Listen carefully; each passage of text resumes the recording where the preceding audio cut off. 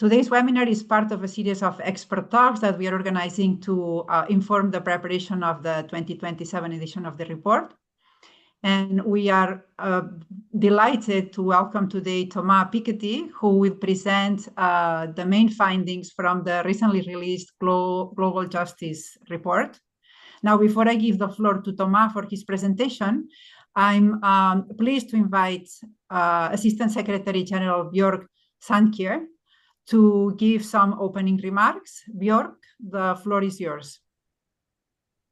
Thank you so much, Marta. And it is really a great pleasure for me and the team at DESA to welcome you, Thomas Piketty, today. As many of you know, Thomas is Professor of Economics at the Paris School of Economics. He is the co-director of the World Inequality Lab and the author of several important books, including the bestseller Capital in the 21st Century.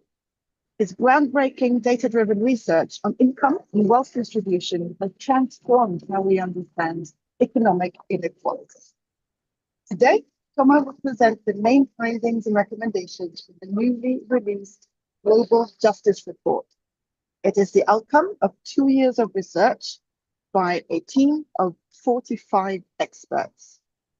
And I think it's great to have Thomas with us at a time when member states approach the deadline of the 2030 Agenda for Sustainable Development and start to think about lessons from the implementation of the SDG. With just 4 years to the deadline of 2030, the latest Sustainable Development Goals report, which was launched just earlier this month, shows that only about a third, or 36% of SDG targets, are on track or at least making moderate progress. We have also seen how global temperatures have reached 1.43 degrees Celsius above pre-industrial levels, and atmospheric carbon dioxide is at its highest concentration ever. On top of that, income and wealth inequality have reached extreme levels. Today's the richest 0.001% of the population own 3 times more wealth than the bottom half of humanity combined. These economic inequalities translate into disparities in political power.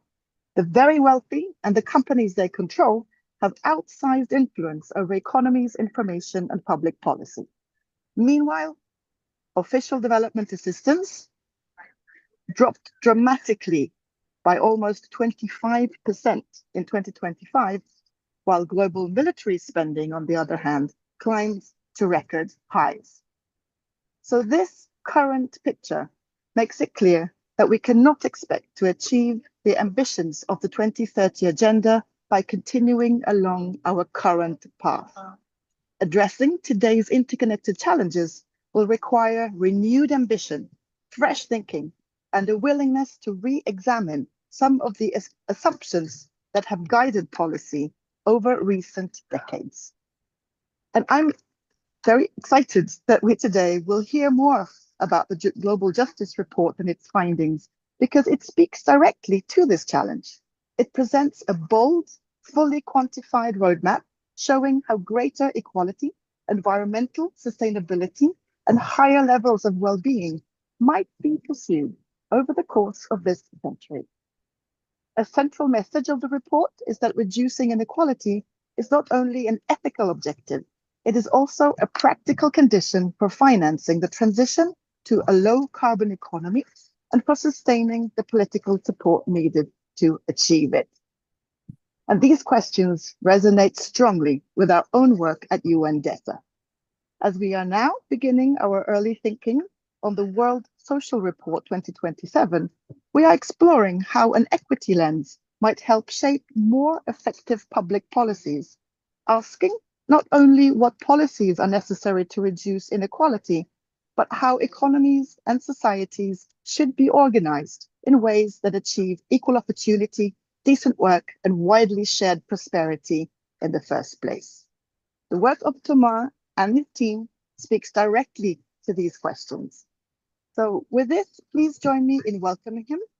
And I hand over now to Marta, who will moderate the session. Thank you.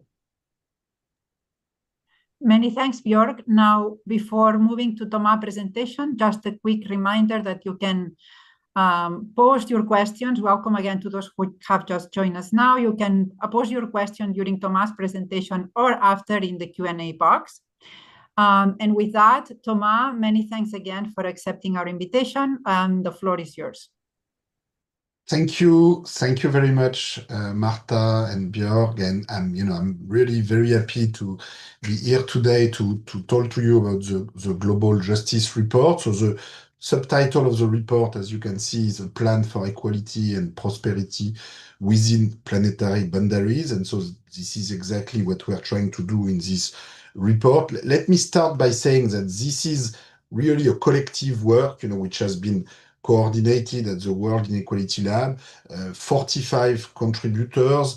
In fact, it's even more than that, because what we've been using, the material we've been using in this report comes in particular from the World Inequality Database, which has been constructed over the past 20 years thanks to the work of more than 200 World Inequality Database fellows. We have produced large number of new research papers and new databases, which we are using to produce the Global Justice Report itself.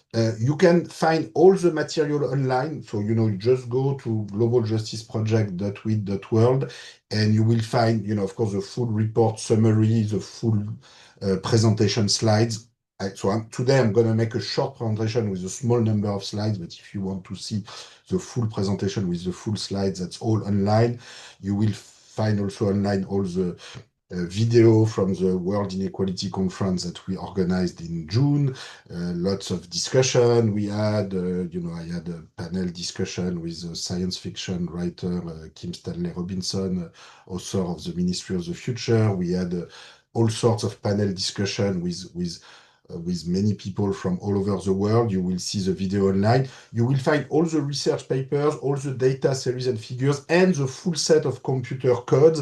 And let me maybe insist a little bit on this. In this report and in the rest of the talk, I'm going to talk about a specific scenario which we find sort of desirable and which we call the sustainable convergence scenario. But we certainly don't pretend this is the only possible scenario. And the whole purpose of our work is that people from, coming from different angles can use our material to design their own scenario. So, if you don't like our scenario, that's perfectly fine. Please use the material online so that you can design your own scenario. I guess, the big novelty of this work as compared to the kind of climate scenarios that you find in IPCC report is that we are trying to combine the logic of climate scenario with inequality analysis. So in a way, we are putting inequality and social class inequality between countries and also within countries, both for distribution of income, distribution of wealth, and also distribution of labor hours and many other dimensions of socioeconomic development. We are trying to put this study of inequality together with the study of climate constraint. And so we are showing a particular scenario where we are trying to show that, we can combine and reconcile equality, prosperity for all with planetary habitability. But there are, many other possible scenarios that could be explored. And we aim, in the future, we will further develop the website so as to allow for also, more scenario analysis. So, this is just the beginning of a process we plan to improve in the future, and this is not supposed to be, of course, the final word on anything. Okay, so now getting more to the substance of the report, the big questions that we're asking is, is it possible for all countries to reach prosperity while at the same time preserving planetary habitability? So we start, our starting point in the report is we take seriously the aspiration of poor countries to reach the same level as prosperity as as countries as the richest countries in the world in the north. And we think this aspiration is legitimate, and sometimes people in the north want to forget about it, but it's not going to go away, and countries in the south, and in particular the poorest country in the world, will do whatever they can to reach prosperity, and that's perfectly legitimate. So the question is, what kind of prosperity? How can we redesign our economic model so that this is compatible with planetary habitability? And just to put first numbers on the issue, the central scenario we are going to explore is a scenario where all countries by 2100 reach 5,000 euros in gross national disposable income per month per capita. So this corresponds to about 60,000 euros. So when I will be talking about euros, I'm always talking about PPP euros of 2025. And so if you look in 2025 at inequality across the world, today, there's a gap of about 1 to 20 between the per capita income in sub-Saharan Africa and per capita income in North America, Oceania. This gap would be even bigger if we were looking at market exchange rate, gross national income or GDP. Here we are looking at PPP. This is the best measure we have. It's a gap of 1 to 20. And so the question we're asking in the report is it possible for all countries to reach this level of 5,000, which corresponds more or less to the level that we have today in the United States or in the richest countries in the world? So, this will mean that the richest countries in the world don't grow very much in the coming decades. They will still grow a little bit, but in effect, most of their productivity gains will go into reduced working time, as we will see, and most of the growth will in per capita income will be concentrated on the poorest country, which will all join this level of 5,000 euros. Now, that's a sort of starting point of the report. Is this kind of objective possible, and under what condition? How do you need to redefine the sectoral structure of the economy, the energy system, so that this is compatible? And we also explore, other scenario where, instead of 5,000 euros, you could try to go to, 6,000, 8,000, 10,000. And what we argue is that, unfortunately, if you do that, you're gonna, global warming is going to get to level which are basically quite cataclysmic and impossible to manage. We also look at scenario where you go down to 4,000, 3,000, 1,000, and we will see later that you can, of course, you can reduce emission and global warming by doing that, but in fact not that much, because it's going to be difficult with a lower income target to redefine the sectoral composition of the economy as easily as if you have this target of 5,000. So we are not saying 5,000 is the only possible target, but in the end, our conclusion is that it's a sort of compromise between it's a sort of reasonable compromise between different conflicting objectives. Now, under what condition is this possible and compatible with planetary habitability? Well, what we show is that it is possible to reconcile planetary habitability and high well-being for all only if we use three pillars simultaneously.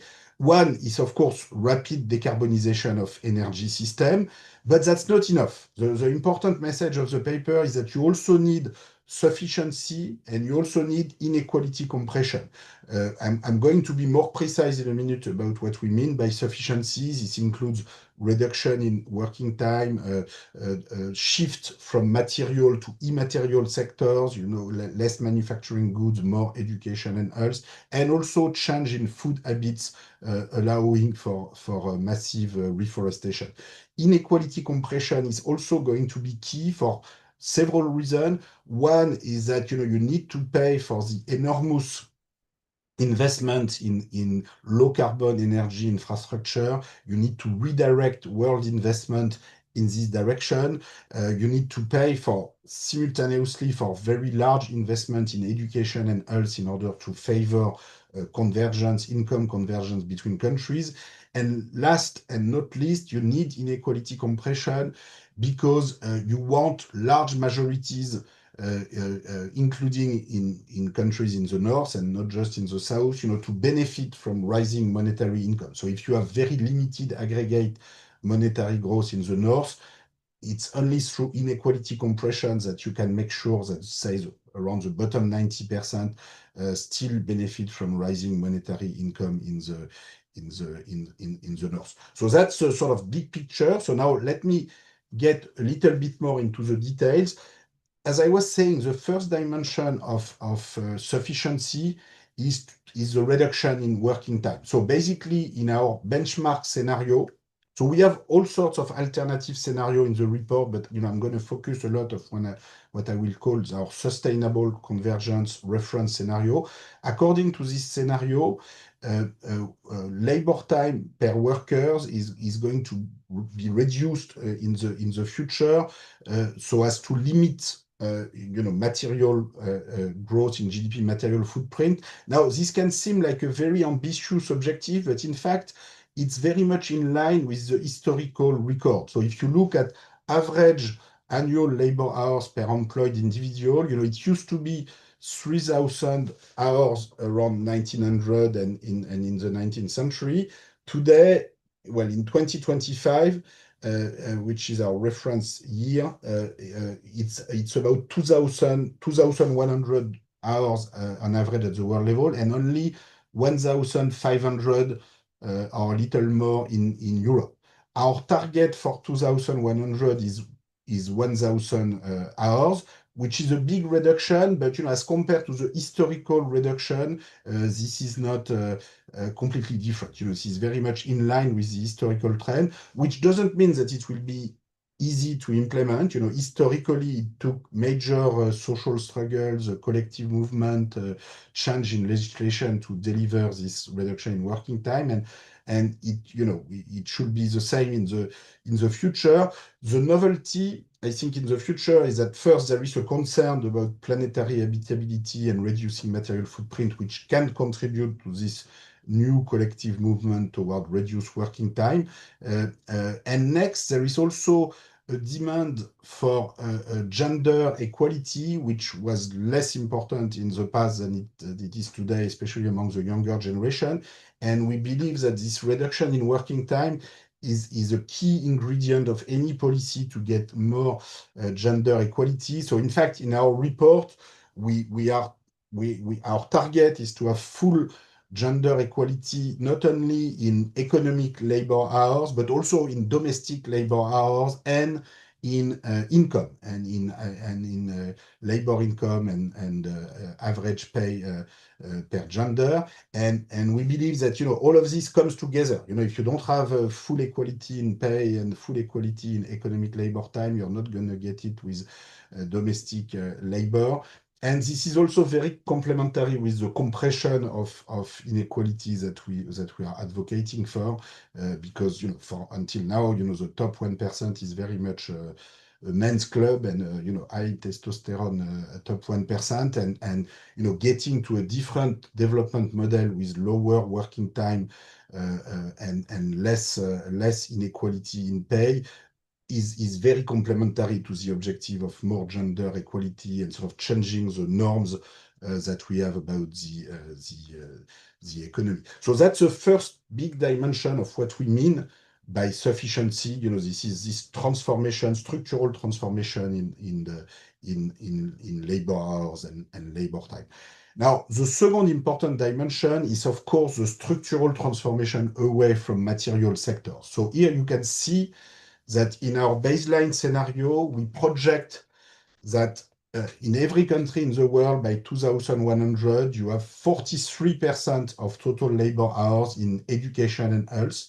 Now, this can seem like a lot, but in fact, this is not so much. First, we believe this is necessary because the material content of education, health, and other services in general is much less than the manufacturing sector and the housing construction sector and the food sector and other material sector. So if we want to reduce our material footprint and our carbon emission, this transition to immaterial sector is very important. And in addition, this corresponds in terms of well-being, to the aspiration for higher, better quality services in education and health, which you see all over the world, both in rich countries and in poor countries. If you compare, this 43%, as we show in the report, it's already it's already about 35% in countries like Norway or Sweden today. So, this target of 43% for education, health, and other public services, I should say, are also included here, is not, maybe in fact 43% will not be enough for 2100, given the aging of population, given the progress in medical technology, given the higher access of young generation to higher education, maybe we need to have 45 or 50% or 55% of total laborers in education and health. Anyway, in our baseline scenario, this is our target. And finally, the last dimension of sufficiency is that we need also to redefine the content of production, in particular in the food sector, with a large reduction in red meat consumption, so as to allow for very substantial reforestation. And in our baseline scenario, we have a target of getting the global forest cover by 2100 back to the 1900 level. You could get back to 1800, 1700 levels. That will be even more ambitious. This will take an even longer time, but this is already quite an ambitious target, and we are very explicit about how much this will cost in terms of foregone income for the countries in Latin America, Sub-Saharan Africa, which would have to stop deforestation. But the thing is that in the plan, there's also this compensation through Global Justice Fund, which allows to all countries to move to a different development model with, in particular, with more emphasis on immaterial sector.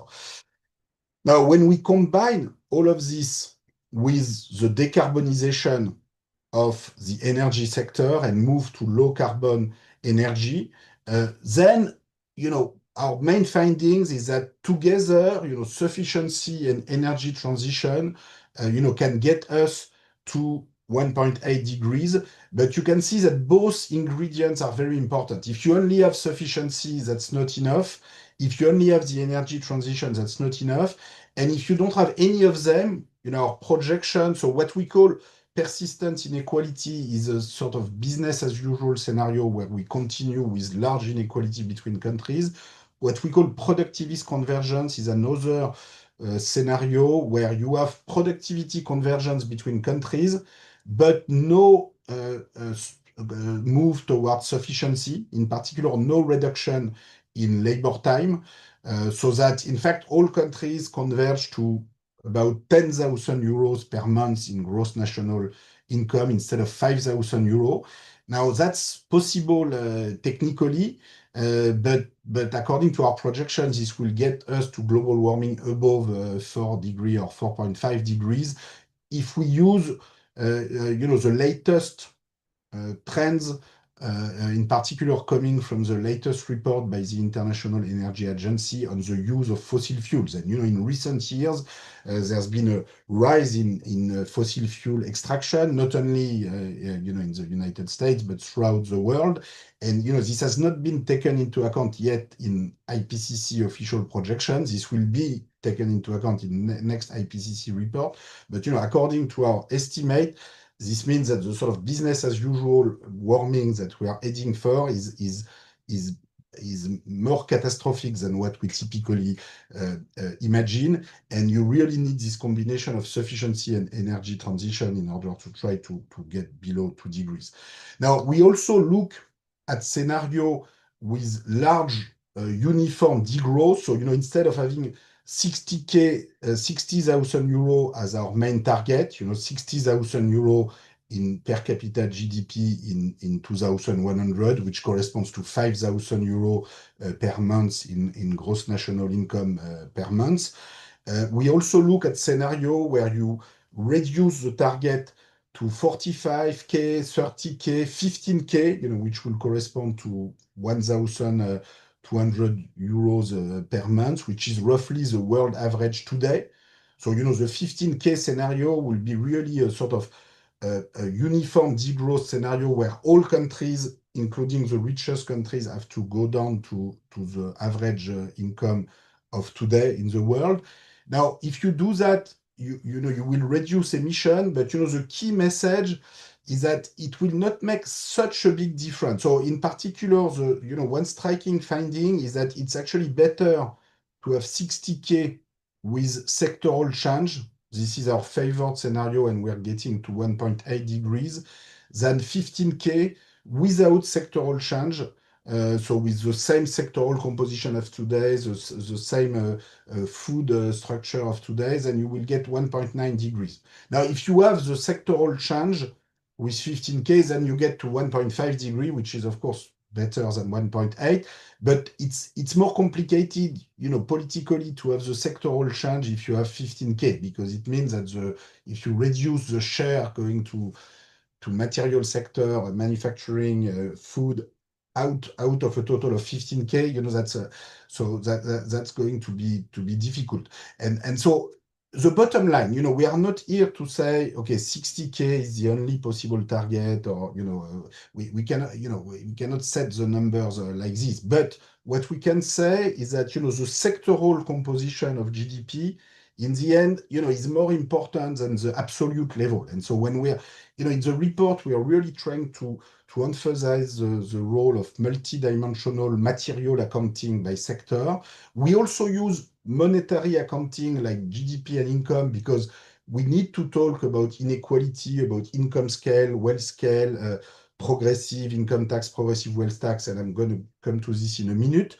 But we should always remember that, the way we aggregate the different economic sectors into a one-dimensional monetary accounting framework, whether it's called GDP or income or wealth, is always a bit arbitrary, because the relative prices between sectors can vary a lot over time. You can change the valuation of certain activities, for instance, education and health, and that will change the aggregate quite significantly. So in the end, you really need to look at the material reality, the sectoral structure behind the aggregate. And that's why the concept that we're trying to promote in this work is this concept of targeted sufficiency, by which we mean that we target, basically it's targeted degrowth in certain sectors, highly material sectors, and actually growth in some other sectors like education and health.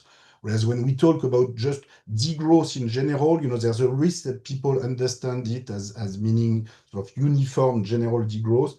So targeted sufficiency might be a better way to describe what we're proposing. But of course, that's up for discussion.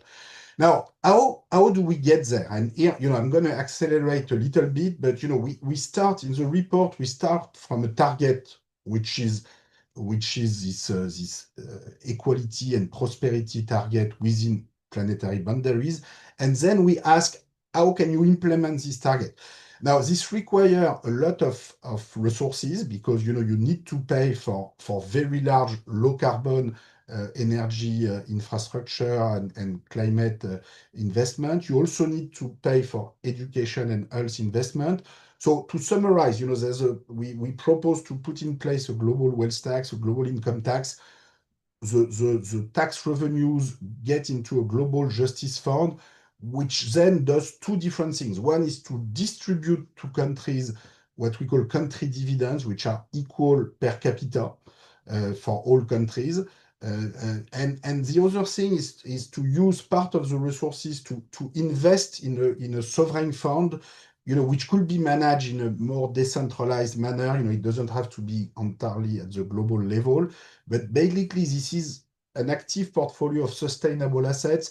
In effect, some of the assets of high wealth individuals, billionaires, centimillionaires, decamillionaire, will be transferred to a world sovereign fund in order to reorient world investment in a more sustainable manner. So we have a global wealth tax, with tax rate going up to 20% per year for billionaires. So, many people may not like that, especially billionaire, but, we had exceptional wealth tax in the past, especially after World War II in many countries, and this was pretty successful, or at least this is what we argue. And the challenge that we have to face today with global warming and climate change, are very large, comparable in a way to the challenge of post-war reconstruction. So we believe this makes a lot of sense. This will lead to a much more equitable distribution of global wealth than what we have now. So just to summarize, the bottom 50% of the world will rise, today as only 2% of global wealth will rise to about 30%, which is still less than their share in the population, which is 50%, but this is at least rising to a substantial share, whereas the very top of the distribution will decline to very low level. Now, this can look like very, very ambitious, but in fact, our inequality compression that we have for the world in the long run, is quite in line with the historical record in some of the world's most prosperous countries. So in particular, if you look at Nordic Europe, income gap, the income scale between the top 0.1% and the bottom 10% was 1 to 150 around 1910. It has declined to 1 to 11 over the course of the 20th century. And our target is 1 to 5 in the long run. So this is a reduction in inequality, but this is actually a smaller reduction of inequalities than what we've seen in the past. So we argue in the report, and on the basis of much more detailed evidence than what I can present today, that this is in fact reasonable and absolutely compatible with prosperity and high productivity growth. Now, the country dividends that are paid through this system are about, as large as 2,000 euros per capita, 1,900 euros per capita in the period 2030-2040. In the longer run, 1,000 euros per capita. This is substantial, but this is not. It will take a very long time to get to, in particular, equal access to education and health across countries with this kind of amount. So we believe that our proposal is actually a sort of moderate and relatively gradualist proposal. I mean, some people will see it as far too radical, but if you look at the implication for equality of opportunity in education and health, which many people say they are in favor of equal opportunity.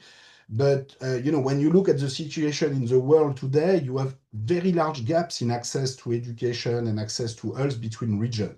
It's a gap of about 1 to 20 for education, 1 to 80 in health. And again, these are PPP figures. If you were looking at market exchange rates, the gaps would be even bigger. If you were taking into account the fact that you have a younger population in sub-Saharan Africa with a larger share of children, the gaps would be even bigger. So, this is all just per capita. We are not trying to maximize the gaps. In fact, it's even bigger than this. Now, our target in the long run is to have all countries to the same high quality education and health for all, but it will take a very long time. You can see that, with this kind of, if you have an extra 400 euros in education, 600 euros in health per capita, you're not going to close the kind of gap you have here between rich and poor countries in a few years. Even in 2050, in our reference scenario, the gap in education spending or health spending will still be 1 to 3, which is a big progress as compared to 1 to 20 or 1 to 80 today. But it's a very gradual, long march toward equality of opportunity, as we say on this slide. This is a very gradual process. So, and if anything, we believe the Global Justice Fund should be should be scaled up. In terms of transfer, some people in the north may feel that we have very large transfer implied by the global justice platform between the north and the south. In fact, what we argue in the report is that the transfer, which are of around 0.8% of world GDP per year over the 2026-2100 period, are substantially smaller than the historical damages, which you can estimate from the literature.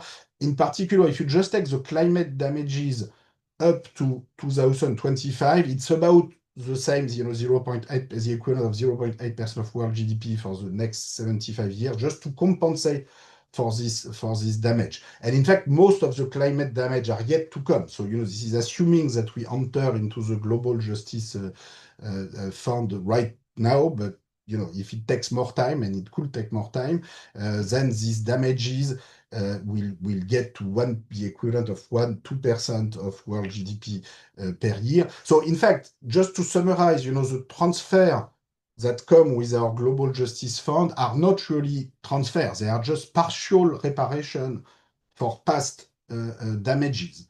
And I think it's something that it's very important to have in mind. And so we have a long discussion in the report about universal versus reparatory justice. The plan that we propose is sort of universal in spirit because we have the same global wealth tax schedule, global income tax schedule for all countries, and we have a uniform per capita dividend per country. But as we show, this is, this sort of universalist approach is in fact insufficient if we really want to compensate for historical damages and from a reparatory justice perspective. And if anything, it would need to be scaled up in order to go further in this direction. Now, let me conclude by saying that in our report, we talk not only about the Global Justice Fund and the global wealth tax, but also about the reform of the international monetary system. And we argue for the development of a new international currency, which we believe can help finance climate goals. I mean, we don't want to finance too much out of money creation. If anything, our fear is that, in the future, money creation will be the easiest thing to do, like what was done after 2008 and COVID crisis. And you can see that even at the international level, the special drawing rights were increased substantially after those two crises.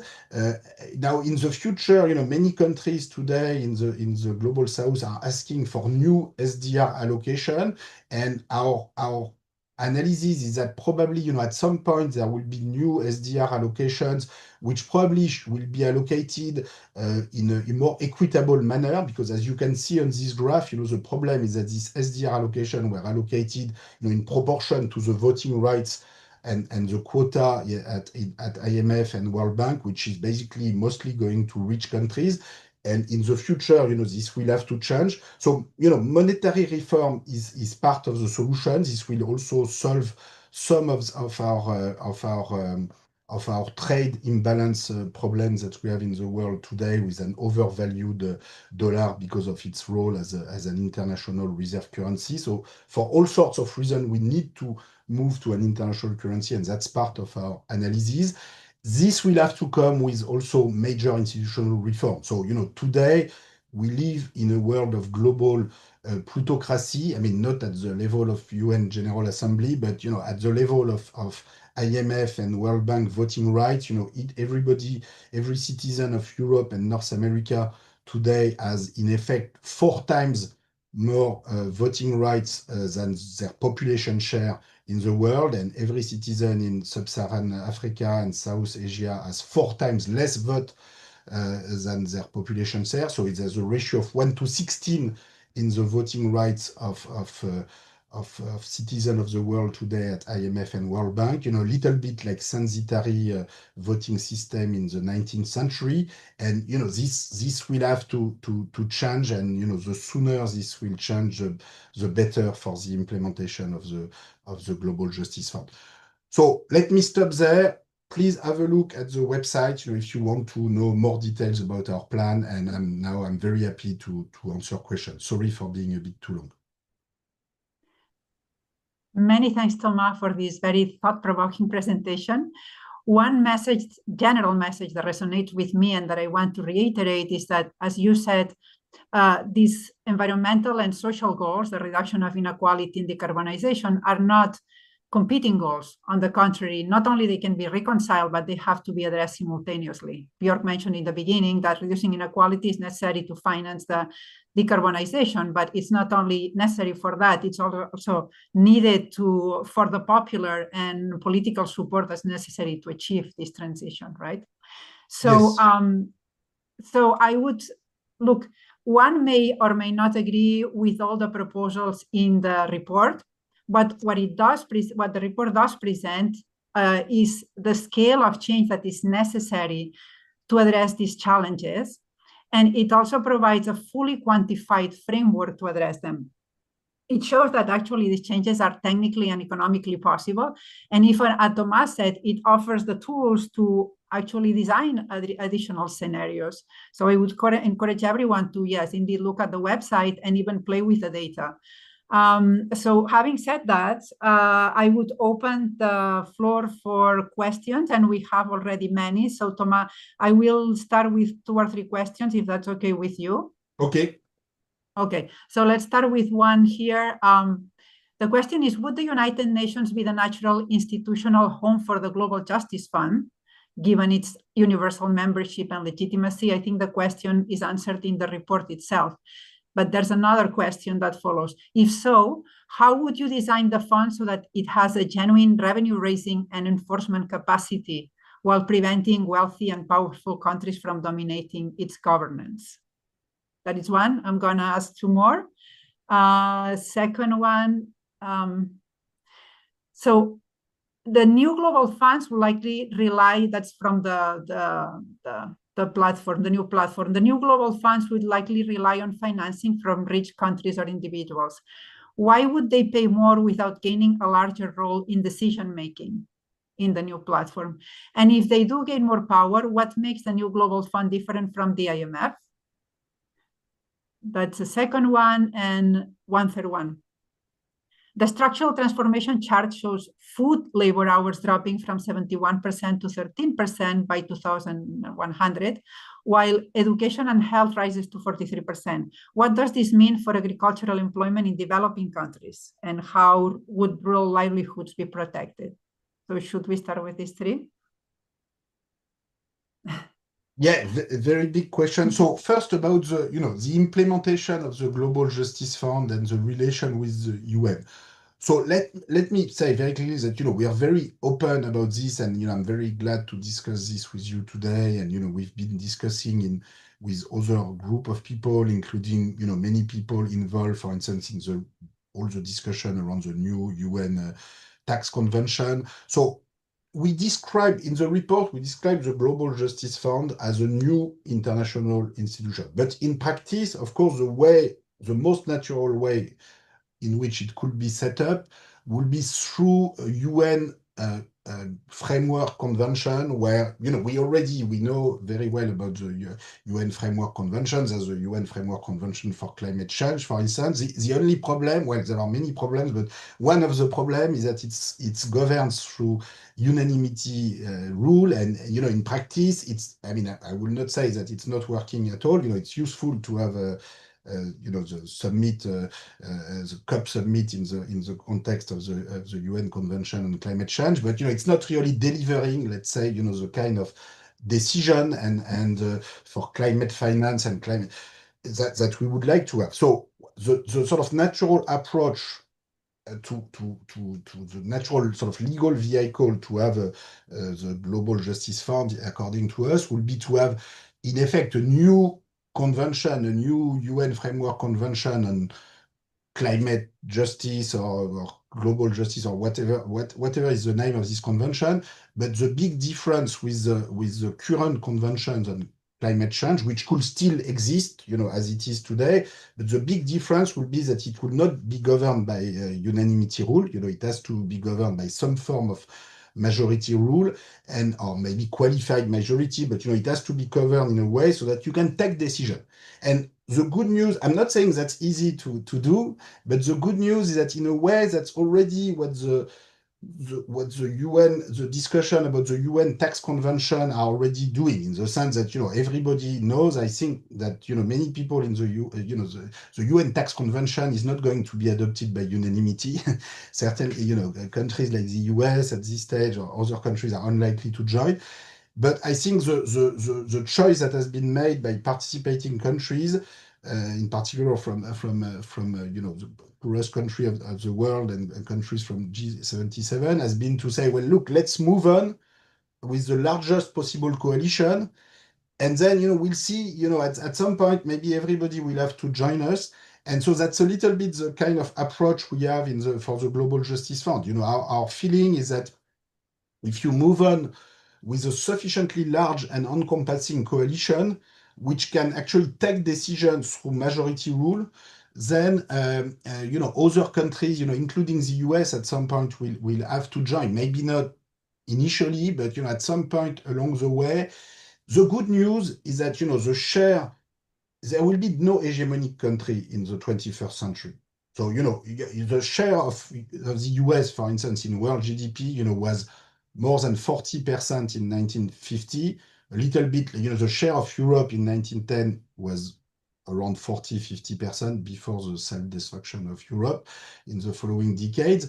The share of the US was about the same, a bit less, 40% in 1950, but today it's only 15%, 1.5, and it's going to go down toward 5 or 10% in the rest of the century. And it's not going to be replaced by anyone. China share today is 20%, but according to our projections, this is roughly the maximum it will have because of declining Chinese population. It will probably go down toward 15-20% by the end of the century. So there will be no hegemonic country, and we feel that with a sufficiently large coalition, with a clear decision-making process, other countries will have to join. We are not saying it's going to be simple, but it's not. We feel it's possible. Now, what kind of democratic decision-making process?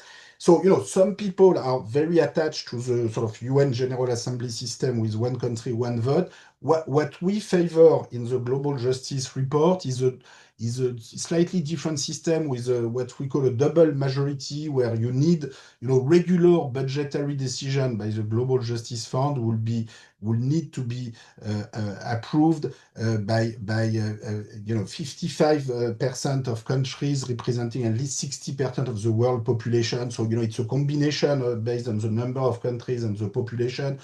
We're not saying this is a perfect formula, and this should be discussed a lot. But in any just it's nice to have one country, one vote. But on the other hand, if say India is ready to accept to have just one vote like Seychelles, which is what you have in UN General Assembly or in the UN tax convention discussion, maybe it means that in fact the governing bodies which follow such rules will not be trusted to make very meaningful financial decision. And if we want to these bodies to make strong financial decision, I think at some point you have to put the population a little bit in the process. So that's why we have this double majority system. But anyway, we believe that there is potentially, with the current discussion around the UN tax convention, the potential to move in this direction. And there's already, in the UN tax convention, it's framed in a very general ways in terms of right to development and to equal right to development, and it's more than just taxation. I think at some point it's not enough to have just a tax convention. We will probably need a new climate convention at some point. But with the existing framework and the existing discussion on the tax convention, we feel it's already possible to implement some of what we are pushing for. For instance, a wealth tax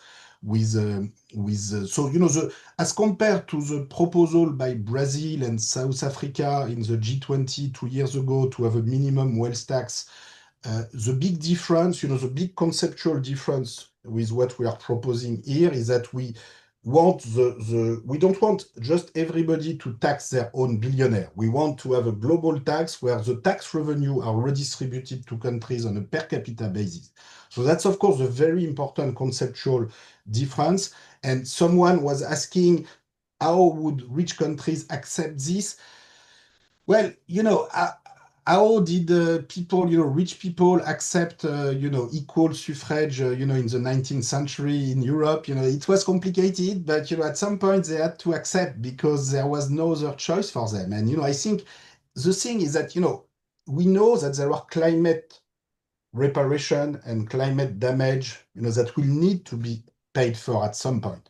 We know that the average taxpayer or lower income taxpayer in the north will never pay for that, politically. So at the end of the day, if you don't ask the higher wealth and higher income people from all countries, in particular from the north, but also in other countries, to pay for that, who's going to pay for that? So, I think this will not be an easy political process, but it has never been easy. The creation of a progressive income tax in the United States or in France or I can tell you it was very, very complicated back at the beginning of the 20th century. So this, to me, this is in a continuation of this fight, but indeed at a more global level because the challenges we have to confront are more global.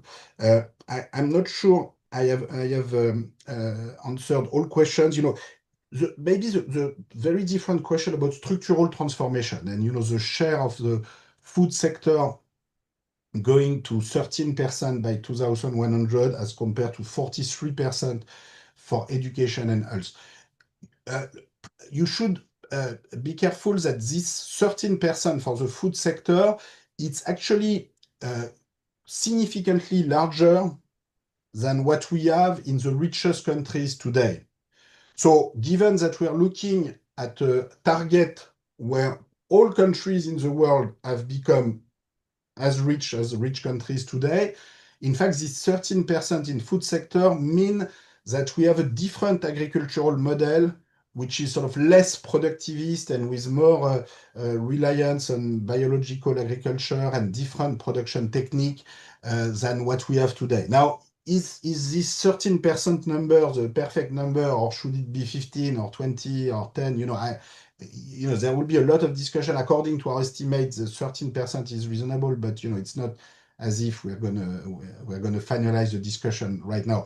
What I'm saying is that okay, the share of agriculture is going down over time as countries get richer. We are not going to change this, but it's not going down as much as what happened in the richest countries in the world until now. Thanks much, Thomas. We have a lot of interesting questions coming in. So it's 11:54. Maybe we can extend the webinar of 5 minutes until 12:05. Okay. And then I would ask you 3 more questions and finish with one question that I think it's highly relevant right now. So the next 3 are, the first, the experience of the Global Climate Fund seems to suggest that the problem is not only the lack of resources, but also countries' capacities to invest efficiently those resources. What do you think are the best policies countries can implement to ensure that the resources in the Global Justice Fund contribute effectively to achieve these goals? That's one. And then there are 2 that go in the direction of an earlier discussion we had last month on this. This is the first of the 2. There is an assumption that compelling evidence leads to change, but the climate crisis and many other challenges demonstrate that this is not necessarily the case. How do you imagine that the consensus needed to effect redistribution of wealth on the scale envisioned here will be built? How do you convince those with extreme wealth and power that this would be in their interest? That's the second one. And then another one that it goes in the same direction. You mentioned the historical importance of social movements and policy in translating productivity gains into reduced labor hours and material footprints. Given the elite capture of political processes in many countries around the world, where do you see potential coalitions to campaign for these policies to promote sufficiency and reduce inequality? Thanks a lot for the question. So regarding the efficiency of public spending and how all these new resources could be used efficiently. In our estimate, we are using a new historical estimate, and in particular, we're looking at the recent decades on the returns to education and health spending in the across the world. And the general findings that we make, which is actually consistent with many other more micro-based studies, is that the returns to education and health, and in particular to public education and public health spending in the poorest countries of the world, are very high today, and if anything, much higher than in the richest countries.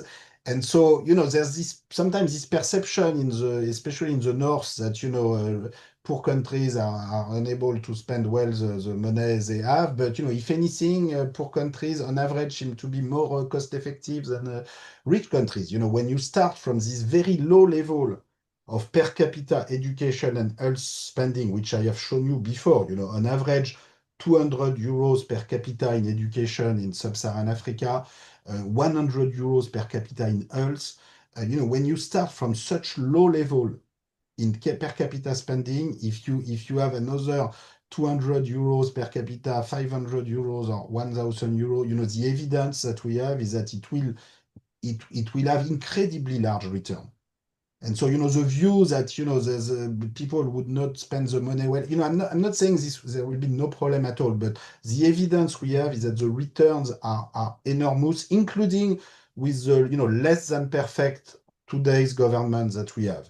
And this could be improved with better governance, that's for sure. And, we try to make clear in the report that all the dividends coming from the Global Justice Fund, which should come with very strong conditionalities and very strong requirements, in particular in terms of transparency, and in particular about inequality in income and inequality in wealth. You don't want people either in the public sector or in the private sector to make huge fortune and huge profits out of these dividends. So that's why it's very important to control the distribution of income and wealth. And, I should say that's also why, what we are proposing in the Global Justice Report is very consistent with the International Panel on Inequality, which was proposed by Joe Stiglitz and Jayati Ghosh and the G20 South African presidency a few months back. Because, if you don't have this transparency on inequality, this capacity to monitor who is getting the wealth, who is getting the GDP, who is getting the growth, then indeed, there's always a doubt that the money is not being used as it should. So, we are very, very serious about these conditionalities and this transparency.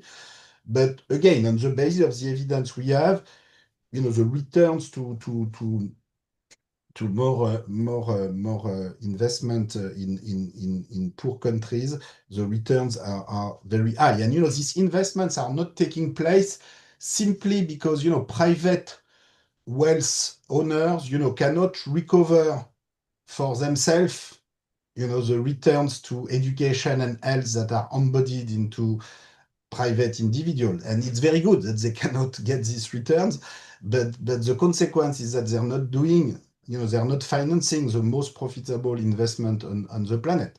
And that's why you need the Global Justice Fund to do it.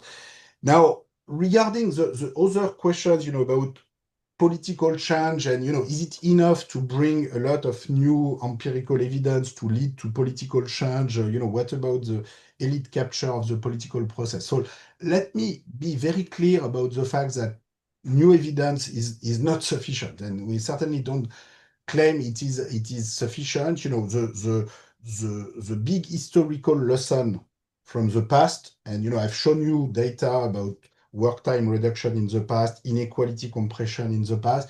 This took place because you had enormous collective mobilization, social struggle. So you need to have social forces, social classes mobilizing to get this. So now institutions, including the United Nations and other institutions, can play a very important role, but at the end of the day, it has to come from the countries themselves, from political parties, labor unions, new form of civic organization.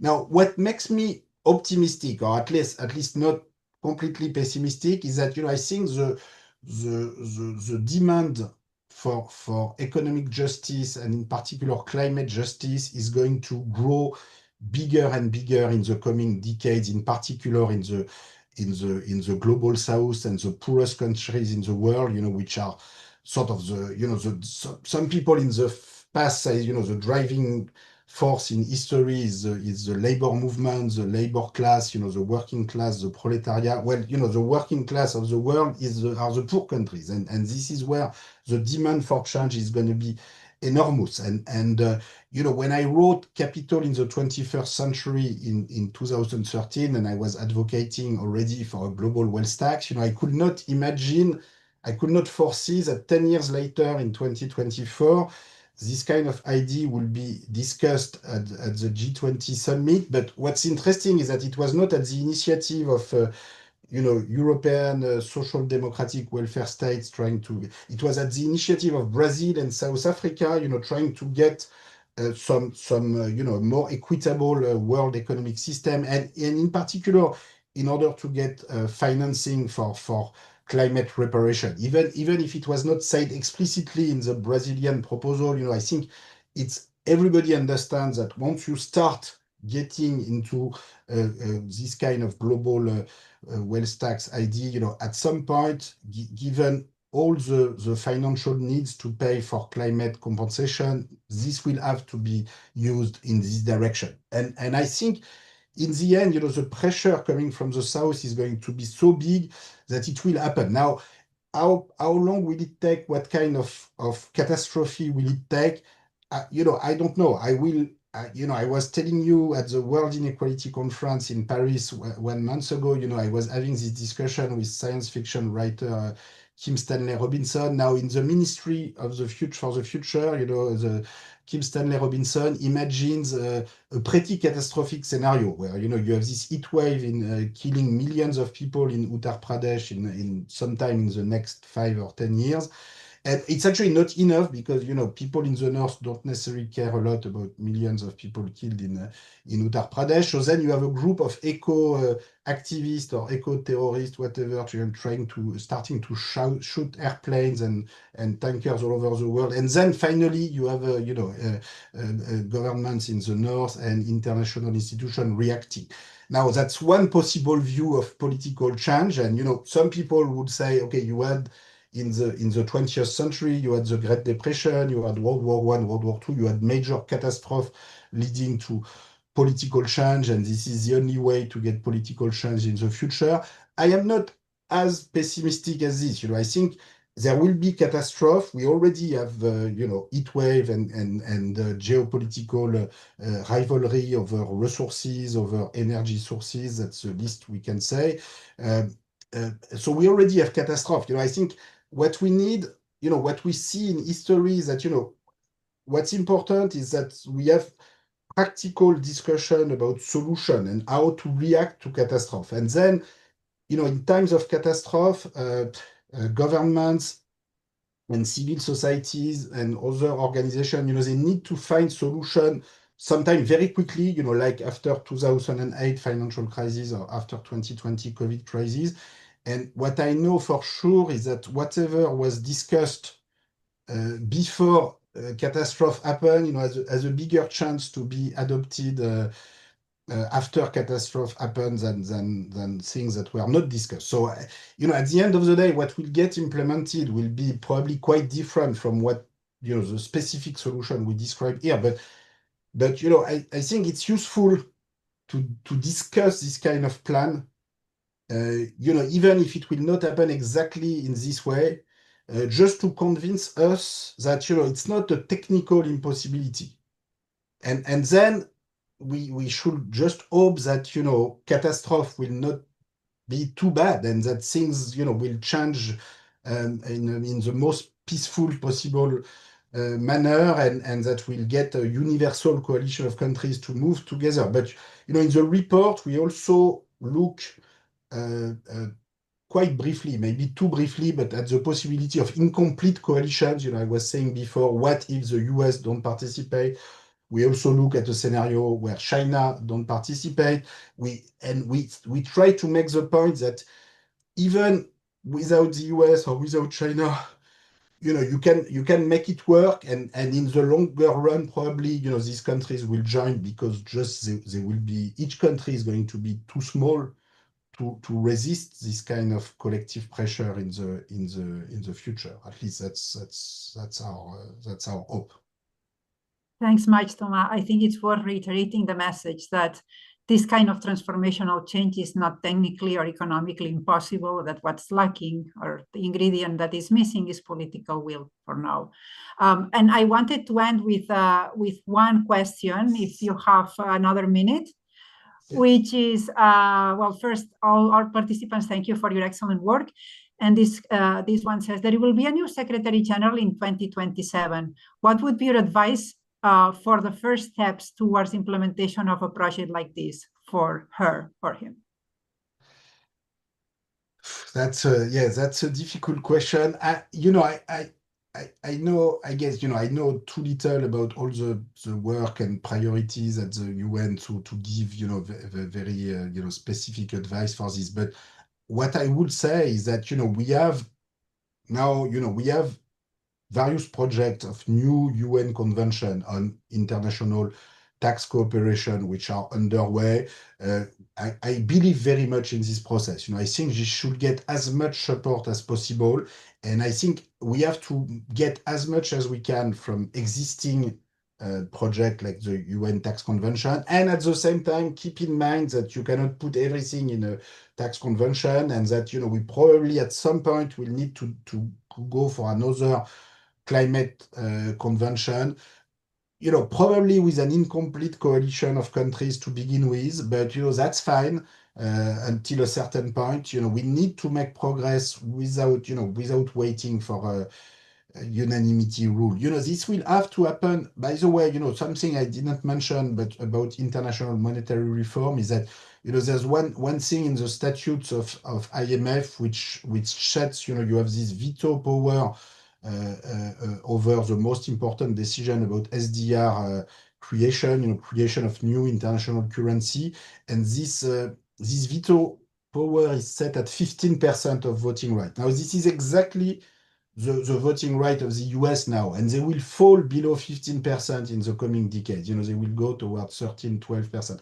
So it means that even very important decisions like SDR creation will, it will be possible technically to take them with the US without US approval. So you don't even need to wait for the next democratic administration to take this kind of decision. In the past, you cannot take this kind of decision with Republican administration. You need a democratic administration. In the future, this will change. So, I think next Secretary General, will need to put herself or himself, in a situation to think about this post-hegemonic world. This world where you can make a lot happen with incomplete coalition, including without some of the most powerful member. And at the end of the day, this more powerful number will have to follow. Yep. So that would be my main conclusion. Absolutely, Thomas. Well, thanks so much for accepting our invitation, for joining us, and thanks so much to all participants for joining us as well. And we will conclude here. It's been a pleasure. It's been a pleasure. Thank you. Bye-bye. Take care. Bye-bye.